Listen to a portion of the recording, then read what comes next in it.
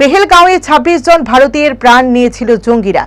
এর পরিবর্তে প্রায় 100-র উপর জঙ্গিকে খতম করল ভারতীয় সেনা জওয়ানরা। শুধু তাই নয়, পাকিস্তানে 9টি সন্ত্রাসবাদী ঘাঁটি গুঁড়িয়ে দিল ভারত।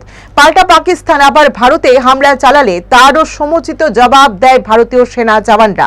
পাকিস্তানের এই আক্রমণে স্পষ্ট হয়ে গেল তারাই যে জঙ্গিদের লালন পালন করে রেখেছে এতদিন ধরে। গোটা বিশ্বের কাছেও এটা প্রমাণিত হয়ে গেল জঙ্গিদের পোষে রেখেছে পাকিস্তান। তবে এখন পাকিস্তানও বুঝে গেছে ভারত কি করতে পারে কিছু মুহূর্তের মধ্যেই। সোমবার প্রদেশ বিজেপির অফিসে সাংবাদিক বৈঠক করে ভারতীয় জওয়ানদের অভিনন্দন জ্ঞাপন করলেন প্রদেশ বিজেপির মুখ্য মুখপাত্র সুব্রত চক্রবর্তী।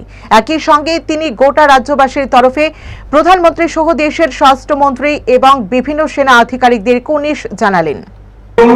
এই ধরনের বহু টেরোরিস্টকে হত্যা করা হয়েছে, সংখ্যাটা 100-র উপরে।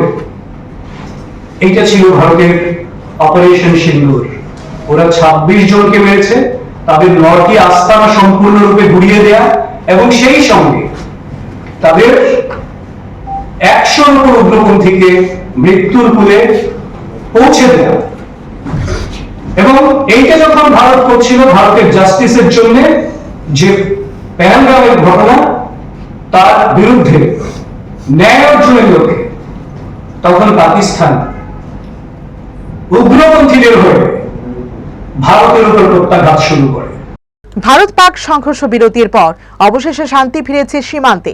এই পরিস্থিতিতে দেশের অসামরিক বিমান পরিবহন ব্যবস্থা স্বাভাবিক করতে উদ্যত হল ভারত সরকার।